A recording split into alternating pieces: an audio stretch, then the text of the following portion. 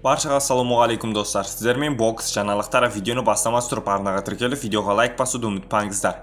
Торехан Сабырхан кәсіпқойдағы қарсыластарын бірін соққымен нокаутқа түсірді. Жартылай орта салмақта өнер көрсететін қазақстандық боксшы Торехан Сабырхан кәсіпқой рингте бірінші айқасында өткізді деп хабарлайды.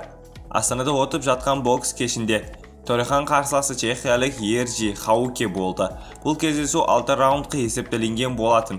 Алайда үшіншісі аяқталды. Чехиялық боксшы 2 рет құлады. Екіншісінен кейін ол жекпе-жекті жалғастыра алмады.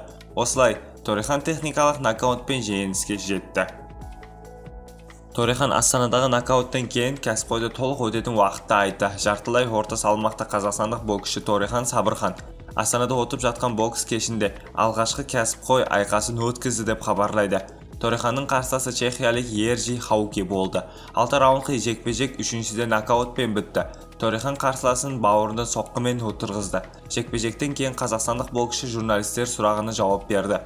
Қазақ еліне рахмет айтамын. Бүгін анамның туған күні. Бұл жеңісті анама арнаймын. Дебют ойдағыдай өтті. Жекпе-жекке қойған тактикалық толық орындап шықтым.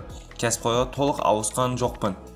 Алда Олимпиада мен әлем чемпионатының алтынын алы келген соң кәсіпқойға ауысамын. Шоу жасаймын деп шықтым. Бұл бокс төбелес емес, өнер халықтың көңіл күйін көтеру керек, дейді Торехан.